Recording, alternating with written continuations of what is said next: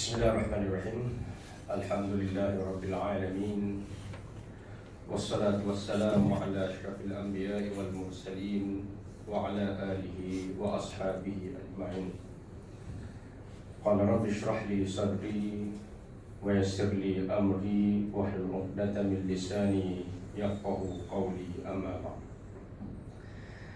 Alhamdulillah, kita dapat bertemu pada tengah hari ini untuk kita sambung kuliah kita. Jadi insyaAllah pada hari ini saya akan memperkatakan berkenaan dengan hukum rasuah dan apa itu rasuah. Rasulullah bersabda, ar-rashi wal murtashi finnar. Orang yang beri rasuah dan orang yang terima rasuah, dua-duanya dalam neraka. Rasuah ni dalam Islam saya rasa lebih luas, sebab dia ada level-level rasuah dia. Dan ada level rasuah yang mana rasuah itu salah dari segi undang-undang, tetapi ada jenis yang kita boleh kategorikan juga sebagai rasuah yang tak salah undang-undang tapi berdosa. Bukan tak salah undang-undang, tak boleh diteris oleh undang-undang, tapi hukumnya tetap berdosa. Kalau komisioner ni tak salah undang-undang, jalan. Dia lain. Sebab ada jenis rasuah ni yang kalau kita buat, undang-undang tak boleh teris, nak bawa ke mahkamah tak lekat. Tapi sebagai seorang Muslim, kita faham itu berdosa. Macam contohnya hari ni, kalau orang tu tak bayar zakat, undang-undang tak boleh ambil apa-apa tindakan, tapi hukumnya berdosa. Itulah saya nak beri gambaran. Jadi dalam Islam ni, rasuah yang paling besar yang diharamkan oleh Islam ialah rasuah di peringkat negara. Yang keduanya saya akan sebut rasuah di peringkat biasa, dan yang ketiganya ialah minimum rasuah. Rasuah yang paling besar ialah rasuah di peringkat negara. Disifatkan sebagai, dalam hadis Nabi SAW dan Al-Quran Al-Karim juga menyifatkan jenis rasuah ini ialah suhtun. Dia tak panggil rasuah, dia panggil suhtun. Tapi dalam konteks kita semua kita panggil rasuah belaka. Apa makna suhtun? Ni ada panjang, saya tulis dalam Facebook saya dulu. 2-3 hari ni ramai orang duduk PM tanya balik saya pun, dah lama dah kita pun banyak posting nak cari balik tu. Bukan senang juga. Duduk betul-betul depan komputer boleh cari, dalam handphone memang tak boleh cari. Suhtun ni maknanya ialah, kalau bahasa mudahnya, rasuah yang diberikan yang berlaku disebabkan kuasa. Disebabkan kuasa, itu makna suhtun. Suhtun di peringkat ini dikategorikan sebagai bukan saja haram, bukan saja berdosa besar. Setengah sahabat radhiyallahu ta'ala anhum daripada hadis Nabi, dosa dan kesalahan suhtun ini hampir kepada dosa kufur. Sahabat kata, apa hukum orang yang melakukan rasuah suhtun? Dijawab, kufrun. Saya nak jawab, kufrun. Maknanya dosa rasuah ni tak sama dengan dosa rasuah biasa. Apa contoh suhtun? Suhtun ini makna contohnya anda ambil dengan sebab anda ada kuasa. Anda ada kuasa. Bila saya ada kuasa, ada projek kerajaan bagi duit dekat saya pun berikan projek kepada dia, dan projek yang saya beri itu, duit yang saya terima itu melibatkan apa dia? Hak orang ramai. Dan hak orang ramai pula merupakan hak yang diberikan disebabkan kuasa yang saya ada. Bahasa kita semua kita panggil rasuah, tapi level syariat itu dah masuk level suhtun. Dosanya sangat besar, dan Sayyidina Umar menyatakan dosanya itu adalah kufur. Maknanya macam level kafir lah kalau bahasa mudahnya, cuma tak masuk akidah, begitu je lah. Sebab dalam Ahlussunnah wal Jamaah kita, orang yang buat dosa besar dia tak masuk akidah, ni dosa besar. Tapi Sayyidina Umar menggambarkan besarnya dosa tadi adalah kufur. Jikalau rasuah itu melibatkan kuasa, melibatkan pangkat, maka dengan kuasa dan pangkat dia ambil rasuah dan terlibat dengan rasuah. Lalu ditanya Sayyidina Umar satu hari, "Ya Amirul Mukminin, apa itu suhtu?" Saya nak gambarkan suhtu ni paling minimum. Tadi kalau saya menteri, saya exco, saya PM, saya berikan yang bukan hak dia, hak orang ramai beri ke dia disebabkan saya ada komisen. Tapi paling minimum suhtu itu ialah seseorang yang rapat dengan penguasa pemerintah, tapi dia bukan pemerintah, dia rana. Dia rana. Bila dia rana, dia cari orang guna projek tu. Dia hak tukar tawar tu, dia tak ada pangkat, dia tak ada jawatan, tapi dia cari orang nak projek tu. Ataupun orang nak projek, orang cari dia. Belajar tak? Dia pun dengan hubungan baik yang dia ada dengan pemimpin pemerintah, dia pun gunakan hubungan baik itu beritahu pujuk pimpinan tadi. Dia pun ambil komisen. Apa hukum dia? Haram. Semua kita tahu itu rasuah. Tapi level itu adalah minimum suhtun yang digambarkan oleh Sayyidina Umar. Maknanya dosa bukan sahaja kalau kita menteri kita ambil. Orang hak jadi runner, orang hak tukar jadi introducer tu pun adalah suhtun juga. Maknanya dosanya sangat besar. Dalam Quran disebut sama'una lil kadhibi akaluna lis-suh. Orang Yahudi ni sifat Yahudi, suka mendengar berita palsu. Sama'una lil kadhib akaluna lis-suh. Akalun ni maknanya bukan biasa-biasa ni. Kalau tuan duduk kat rumah, orang telefon, "Ustaz, jumpa tak?" "Malah." "Ustaz, jual tu jumpa?" "Malah." Tuan-tuan ingat, "Tak apa, sekejap je." Dah okey, tak apa, sekejap pun, "Ustaz, boleh tak edah sikit? Nanti saya bagi Ustaz 10%." Tuan-tuan kata kan, itu bukan akalun tu. Akalun ni maknanya orang yang mencari-cari makan. Cari makna kontraktor, usaha kontak, kerja sana, kerja sini. Itu maknanya akalun lis-suh.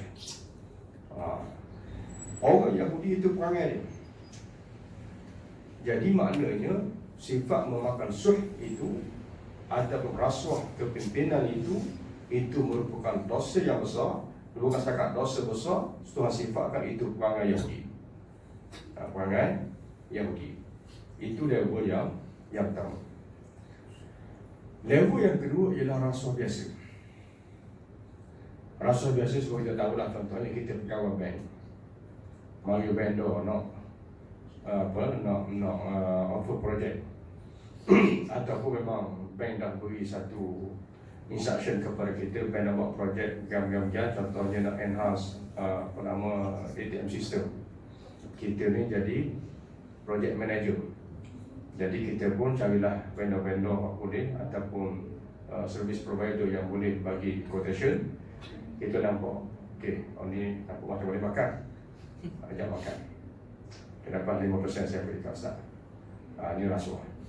Dan semua kita tahu, saya rasa bab ni kita tak payah bahas, semua tahu dengan rasuah haram, tapi levelnya tak sama level tadi.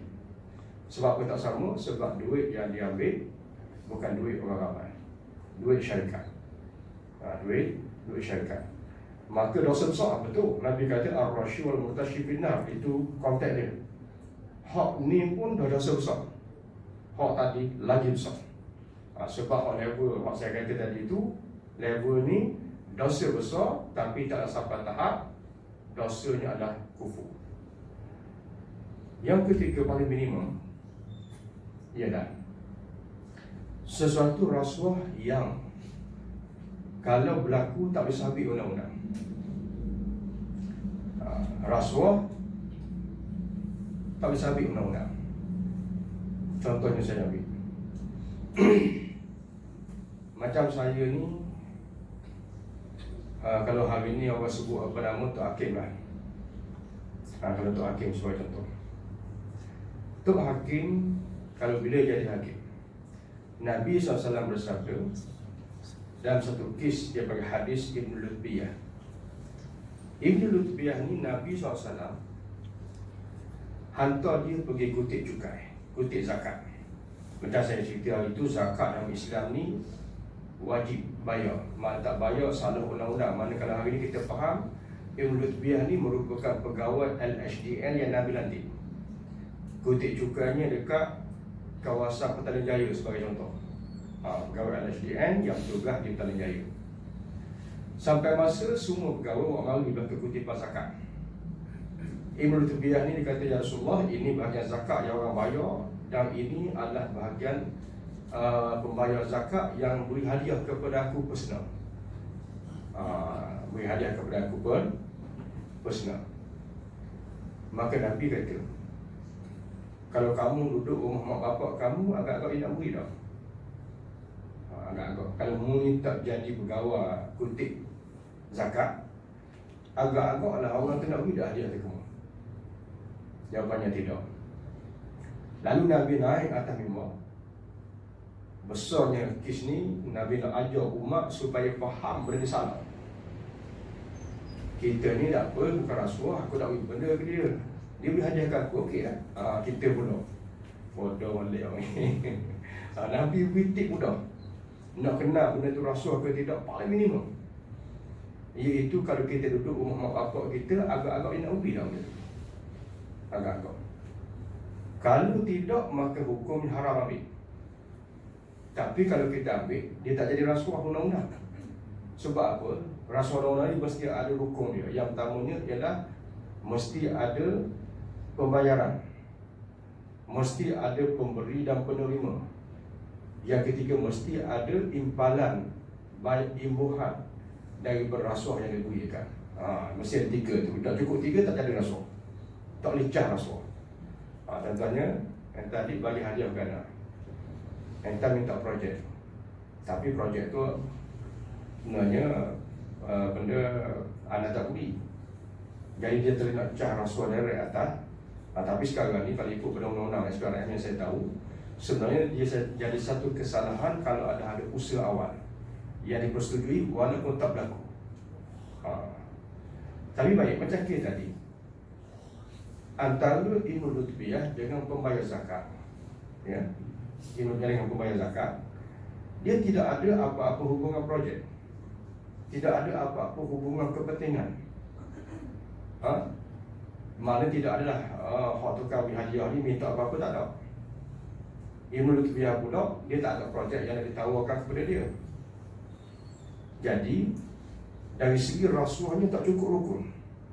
Bila tak cukup rukun, tak dicah di mahkamah, sama ada Islam ataupun konvensional sekalipun, tak dicah di mahkamah disebabkan tak cukup rukun. Tapi dalam Islam itu juga dianggap sebagai seumpama rasuah. Hukumnya juga adalah haram seseorang yang pegang jawatan yang ada public interest menerima apa-apa hadiah daripada orang yang tak pernah beri hadiah kepada dia. Kena faham betul hukum tu. Jadi dah kes ni, kalau Ibn Lutbiyah ambil, tak menacah rasuah, sebab tidak ada syarat rukun yang cukup. Tapi hukum Islam haram. Kenapa haram? Antara faktornya, Nabi bagi kunci mudah.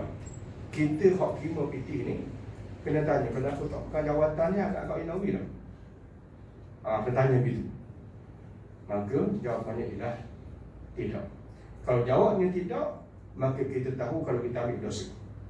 Kalau hati kita kata, dia begini bukan sebab kita ada jawatan, maka hukumnya harus. Siapa mufti?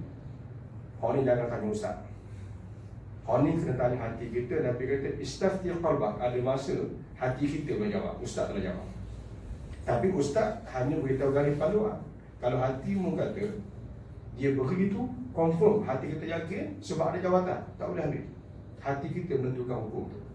Orang lain tak boleh nak tahu lah, sebab tu hati yang menjadi fatwa, menjadi mufti. Jadi sebab tu dalam Islam integritinya sangat tinggi.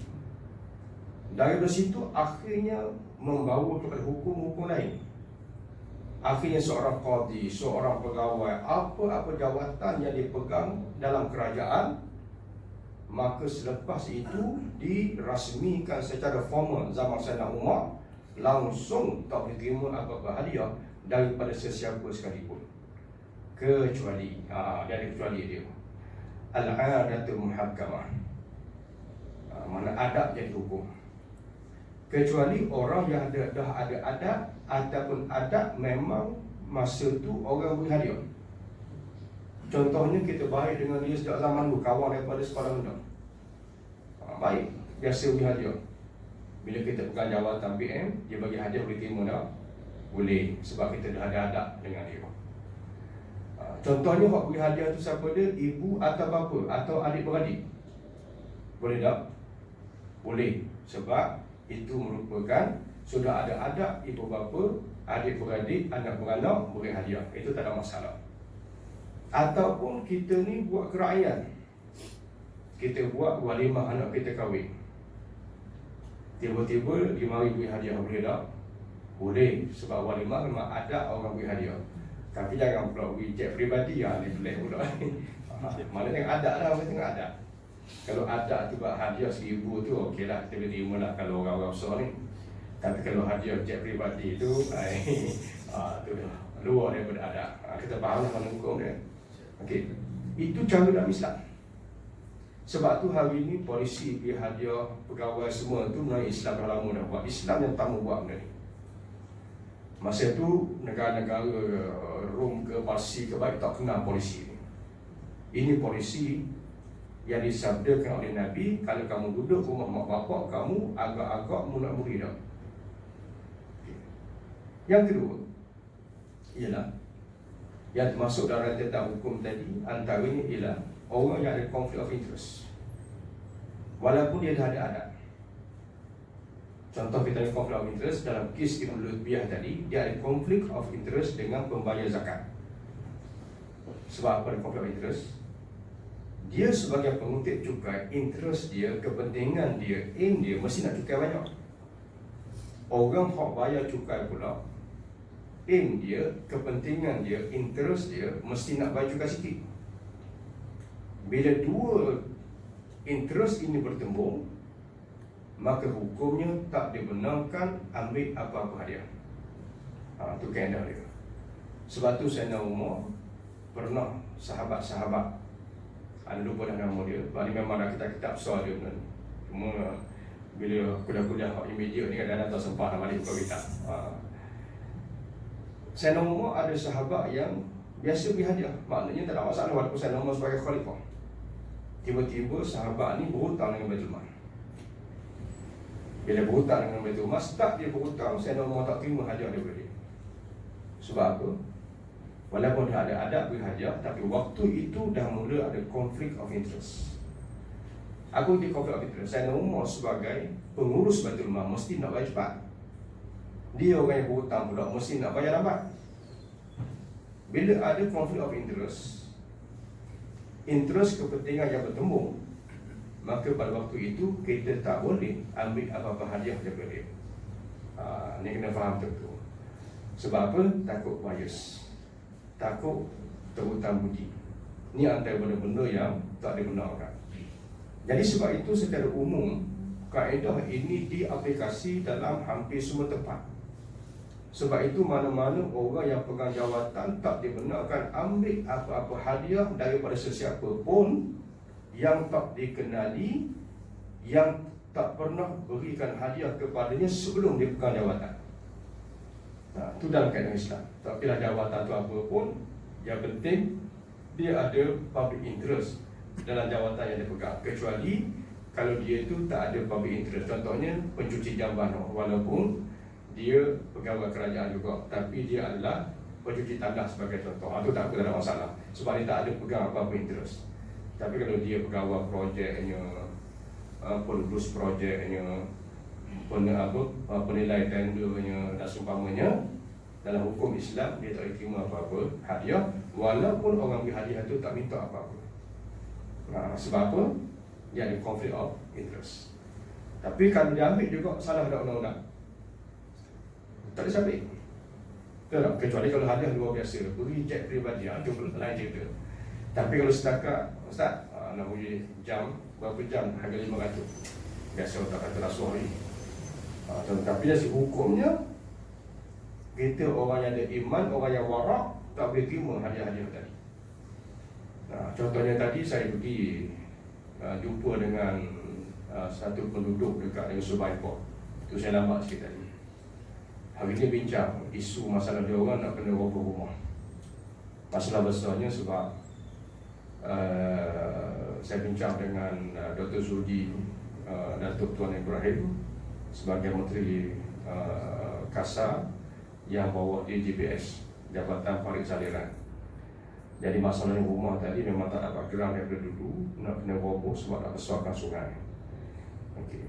Tapi masalahnya projek itu bawah Selangor. Jadi kuasa mutlak projek itu bawah Selangor. Kasar ni ada sikit je dia punya kuasa, iaitu pada GPS yang bawah Kementerian Sumber Air dan Tenaga Galian. Okay. Jadi isunya ialah kita dah buat proposal supaya sungai itu dilebarkan sebelah sana, sebab sebelah sana itu tanah GPS. Pelan dia orang nak lebarkan sebelah sini menyebabkan 18 rumah akan roboh. 18 buah rumah ni bukan rumah biasa-biasa tuan-tuan, bukan setinggal jatuh kampung, tu rumah banglo. Sebuah tu kos dia bina rumah tu 350,000. Jadi kita nak cuba elakkan kena rumah orang. Tapi planner ni pula, konsultan yang buat plan ni pula, dia ambil bahagian rumah orang dengan macam-macam hengki-pengki. Jadi kita support supaya buat sebelah sana, dia orang nak buat juga sebelah sini. Okay, kita pun support pelan penduduk untuk buat sebelah sana, dan GPS memang dah benarkan tanah itu diambil untuk dibuat pelebaran sungai. Tadi saya pun pergi jumpa dengan dia orang, bincang macam mana sebab nampaknya macam nak kena roboh lah kalau bahasa Melayu, sebab kita pengalaman lama buat roboh rumah ni. Bukan saya roboh, saya berhadapan dengan roboh rumah. Biasanya pengalaman saya buat roboh rumah ni, kalau menteri ke Esko ke MP kata okey tak apa, tak ada masalah, kita tangguh. Nak tengok betul tak menteri tu kata, sebab kita nak kena prepare. Kalau roboh nak kena cari rumah macam-macam. Menteri, MB tulis nota dekat atas kata okey, please consider menteri. Nak tengok betul ke tidak hak yang nota menteri itu efektif, kena tengok dekat pejabat tanah. Kalau pegawai-pegawai kuasa tu nak jumpa kita, tu okey. Tapi kalau pegawai nak kuasa dindong, kalau wakil menteri pun dia tak nak jumpa, mana alamatnya, simpan-simpan lah dulu. Gitu. Jadi poin saya ni ialah tadi pergi jumpa, dia orang ajak makan. Saya pun tak pernah boleh lah makan sekejap kan. Lepas tu makan tu, bila makan, okey, dia orang nak belanja. Kalau saya terima belanja dia orang, misalnya contoh boleh tak? Undang-undang tak salah, tak salah undang-undang. Tapi buat belanja kambing ni Syekh, bukan belanja belanja ikan singgah ni. Belanja kambing, sedap jugalah. Okey. Tapi sebenarnya satu sudut, kalau saya terima belanja dia orang pun, sebenarnya hukum pun boleh takwil sikit-sikit lah. Ya, belanja dah, ialah biasa sebab mesyuarat kita makan semua tu kan, mana adalah faktor tu. Sebab dia orang tak sediakan minum masa kita mesyuarat. Tapi kalau dia sedia minum masa mesyuarat, itu tak ada, langsung tak ada masalah, sebab adat mesyuaratnya memang macam tu. Okey. Tapi bila belanja makan hak yang tinggi sikit nilai dia, hukum masih tetap sebenarnya masih boleh takwil lah. Tapi kalau kita ambil satu sudut, dia orang belanja aku ni sebab dia pun ada interest dan kita pun ada interest. Mungkin contoh lepas tengok dia orang salah, saya fikir dia dah belanja aku makan, dia dah belanja macam nak kata salah tu agak rupa dia, betul tak? Jadi macam mana nak buat, nak tolak kan tak sedap juga tak? Orang sedia kata dah dekat kedai, kalau tak mungkin makan, saya dah payah juga. Akhirnya pergi, kita bayar kat kedai tu senyap-senyap. Tu cara dia. Baru hukum settle masalah, tapi duit kita habis lah. Boleh faham? Jadi kena tanya diri kita, maknanya kalau dok kerana kita pegang jawatan ke apa, kan nak belanja tak kita. Walaupun kalau benda kecil itu dia panggil al-asyar dha'ilah. Dha'ilah ni maknanya kalau benda kecil biasa tak ada hukum sangat, kalau belanja 10 sen tak ada masalah sebenarnya. Sebab panggil al-asyar dha'ilah, tapi tadi pun belanja pun RM6 juga habis. Okay. Dan ceritanya itu kita panggil integriti dalam Islam. Dan saya tengok hari ini sebenarnya integriti ini banyak diamalkan di negara-negara kafir. Saya tengok di negara-negara Islam kita ni sangat cuai tentang benda-benda ni. Simple nak ambil kawan-kawan anda, syarikat yang anda pernah kerja dulu, kita pernah buat projek takaful di Singapura. Satu syarikat insurans Singapura, dia nak buat produk takaful. Dia panggil tim kita orang pergi sana untuk boleh gambaran, bagi quotation berapa kos yang kita nak bill untuk dia orang untuk kita buat program takaful. Jadi project manager dia very friendly lah, mana ramah, layan kita bentang, mesyuarat semua. Habis mesyuarat, lunch hour, turun kereta dekat parking, dia pun parking dekat belakang sama juga. Kita pun panggil dia nak ajak pergi makan sekali, nak belanja. Bukan setakat dia tahu nak belanja, dia tak kenal, dia macam tak pernah jumpa. Ni Cina ni, perempuan. Okey, lepas tu mesyuarat baru dia beritahu polisi dia orang tak boleh jumpa. Dia orang punya vendor ke apa luar daripada office. Sebab kita kalau dia ambil rasuah, bukan senang syarikat nak trace, betul tak? Jadi letak senang-senang awal-awal satu kesalahan, jumpa je vendor kat luar, walaupun hampa minum sekalipun, itu salah polisi syarikat. Boleh faham? Tapi saya tengok kalau dengan Islam super kita ni nampak biasa sangat, kontraktor belanja lah apalah. Jadi walaupun kadang benda tu tak salah dari segi hukum rasuah, tapi dari segi integriti yang diajar oleh Nabi itu adalah sepatutnya dielakkan. Itu senang-senang gambarkan bagaimana tingginya integriti dalam Islam. Cuma bab rasuah ni banyaklah perbahasan dia, hak kecil-kecil tapi penting. Contohnya kontraktor mari kat kita ni wakil syarikat, tiba-tiba kita minta 10%, tapi 10% itu bukan untuk kita minta dia bagi kat surau. Apa hukum dia? Benda yang saya biasa berdepan kalau dalam syarikat korporat ni ialah kontraktor dia minta supaya bagi banyak amount kepada CSR ataupun kepada kelab sukan. So apa hukum dia? Minggu lepas satu sekolah ada projek repair. Dia orang nego dengan nego sebab duit daripada kementerian, tapi guru besar ataupun PIC, cikgu yang akan bincang dengan kontraktor, dia pun letak syarat, kalau boleh tolong siapkan cat surau yang mereka tengah buat. Boleh tak? Panjang isu tu, maknanya kalau ambil isu yang fikir-fikir bab ni kena buat kursus pula itu. Dari segi hukum. Sebab hukum dia berbeza. Macam saya kata tadi kan, ambil contoh. Kalau orang tanya kita, Ustaz, apa hukum saya sebagai katakan project manager kepada kementerian ABC, saya minta kontraktor tu bagi 10% tu dia mesti masukkan dalam mahat tahfiz. Boleh tak? Rasuah tak? Kalau kata rasuah pun salah, kata tidak pun salah, sebab dia belum tentu lagi rasuah dan juga boleh jadi rasuah. Bila jadi rasuah, yang tengok mahat tu kita hak jadi mundi, hak terima gaji, tak boleh, itu rasuah. Mahat tu pula, atau contoh kita langsung tak ada interest dalam mahat tu, memang betul-betul mahat tu perlukan duit semua tahu, tapi kita tak ada interest. Boleh tak? Bukan, itu confirm bukan rasuah kalau berlaku, tapi belum tentu boleh. Dia jadi kes lain pula. Sebab dalam muamalat ni dia tengok kontrak tu kontrak apa. Kalau kontrak mudharabah tak boleh. Sebab syarat mudharabah ni mestilah orang yang disyaratkan menerima benefit dan profit itu mestilah contractual parties. Kalau disyaratkan orang lain, dia dah salah dengan kontrak. Dia ada banyak elemen. Maknanya benda ni bagi anak, kalau orang yang tak dalami syariah, walaupun dia doktor, profesor sekalipun, tapi dalam bahasa Arab dia tak nak jawab ni, sebab ni very heavy syariah issues. Itu dah nak contoh. Jadi sebab tu bila pergi adu, memang orang kata kena buat satu garis pandang khusus pula bab ni.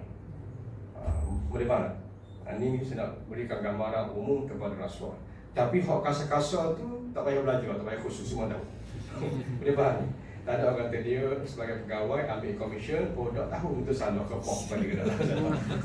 Kalau orang tadi betul lah, mana dia beri kepada mahat, dia beri ni, kita boleh fikir lagi lah. Sebab apa? Dengan cerita dalam Islam ni, Kalau benda tu salah, contohnya kita minta untuk kita pula yang kita ambil itu pula kita bagi dekat surau kita ni, apa hukum dia? Kita ambil rasuah dengan kontraktor ni, tapi kita niat duit tu aku tak nak pakai 1 sen pun, semua nak dekat surau kita ni, boleh tak? Kalau kita beritahu kepada kontraktor, tolong bagi kat surau sebagai syarat nak dapat projek, macam saya kata tadi lah, sama ada dia rasuah kalau kita ada interest, ataupun dia bukan rasuah kalau kita tak ada interest, tapi tengok kontrak apa. Tapi kalau jelas benda tu rasuah, kita kata kat kontraktor, aku nak 10%. Tuan tidak tahu pun bagi kat surau tu, kita yang tahunya itu confirm rasuah. Tapi adakah bila kita bagi kat surau dia jadi halal? Banyak kesalahan lah. Nampak rasuah mudah je, tak, rasuah ni sebenarnya. Tapi benda ni sebenarnya wajib difahami oleh especially pegawai-pegawai kerajaan ataupun mereka-mereka yang kerja-kerja di syarikat-syarikat korporat besar. Sebab benda ni kalau berlaku, dia boleh menguntungkan ekonomi atau dia boleh menguntungkan syarikat.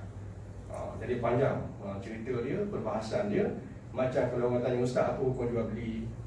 Nampak pendek je dah, tapi nak jawab tu tanya jual beli apa, kontraknya macam mana, jadi panjang cerita. Mana satu kuliah pun tak habis lagi Pak ni. Itulah kalau gambaran mudah yang saya boleh kongsi berkenaan dengan bagaimana sebenarnya rasuah dalam.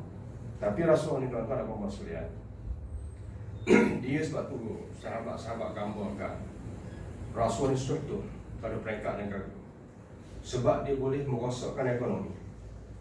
Pengalaman saya sendiri, saya tengok, tapi benda tu kita nak buktikan agak payah, tapi bagi kita confirm. Contoh yang saya ambil, kalau perobohan rumah yang saya terlibat bukan saya terlibat roboh ni, saya terlibat pertahankan supaya jangan roboh, ambil option lain, tapi bukan kes tadi, kes lain. Masalahnya ialah hak ini pula all out tahan, macam hak dia ada pegawai ni. Jadi bila diperiksa, rupanya kontraktor tu dah bagi persen lah. Projek katakan contohnya 20 juta, dia dah dapat 10 juta. Masa hak mula-mula dulu sign kontrak, lulus, okey, rekan kontrak ni aku yang support 1 juta. Masalah sekarang ni 1 juta tu, masalah sekarang yang orang kata boleh halal, nampak okey, sebab bagi dia 1 juta tu bukan untuk dia. 1 juta tu untuk jemaah dia, untuk parti dia, tapi tak kata parti mana-mana okay. Yang ini yang biasanya rosak. Yang ini biasanya rosak. Sebab tu kadang-kadang kalau saya sendiri bergaduh dengan macam-macam orang. Tapi punca tak tahu lah.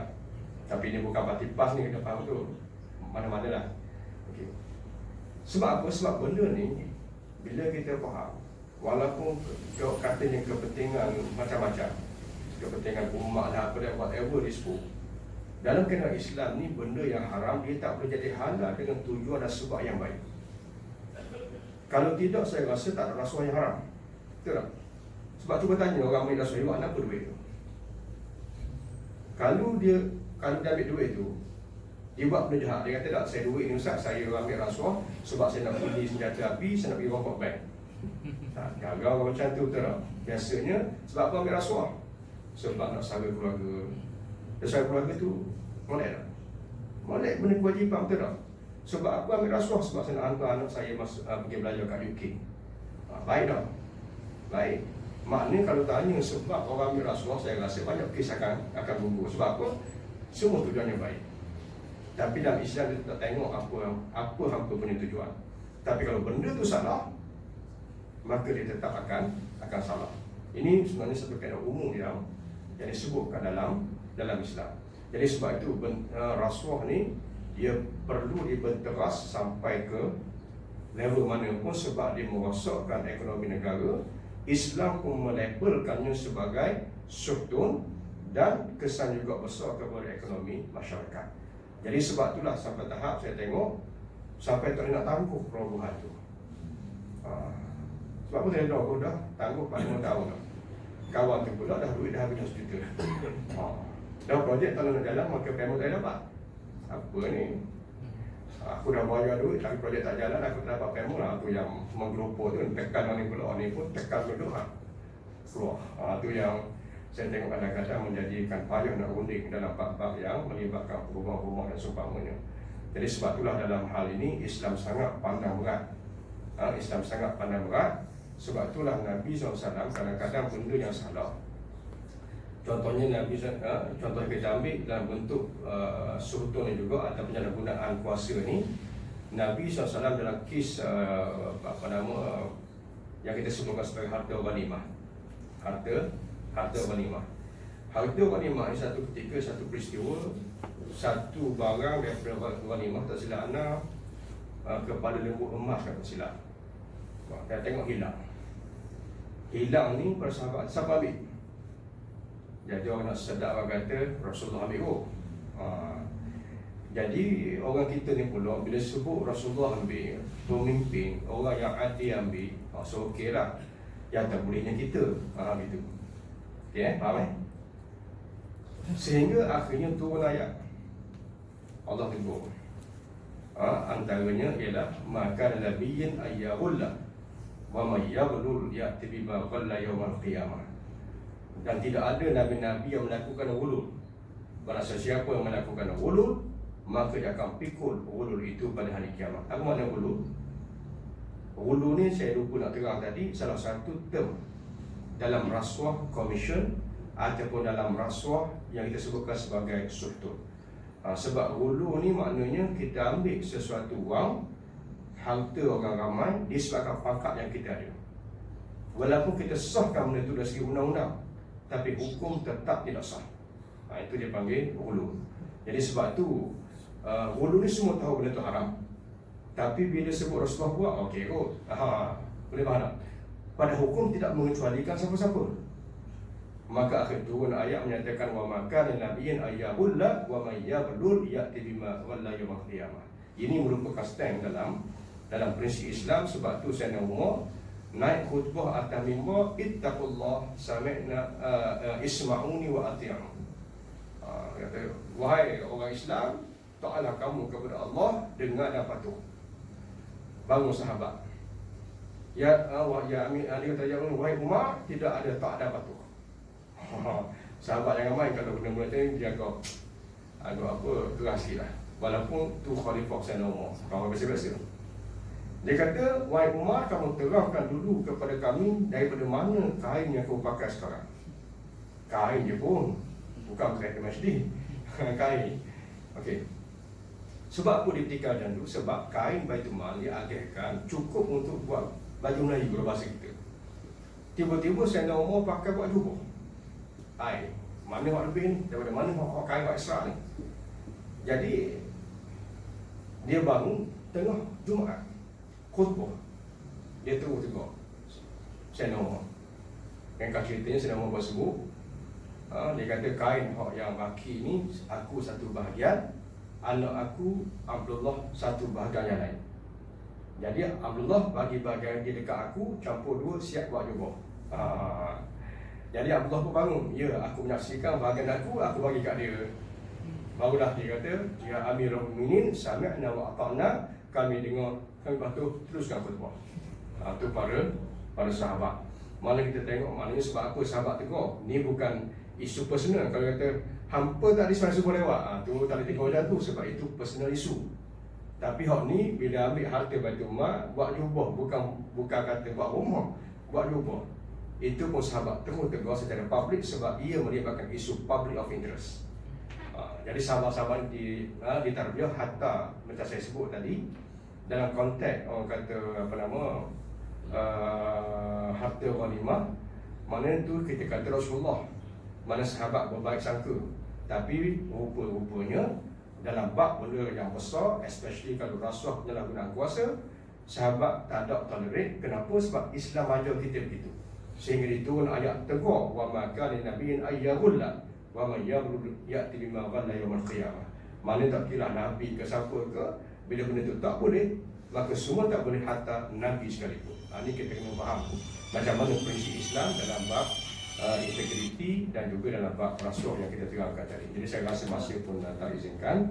Terima kasih kepada semua. Tapi dalam bab yang saya sebut tadi, saya banyak ulas dalam SP saya tentang isu bagaimana kita nak berintegriti dan gaya panduan integriti dalam Islam. Wallahu ta'ala alam. Aku qali hadza wa astaghfirullah li wa lakum. Wassalamualaikum warahmatullahi wabarakatuh.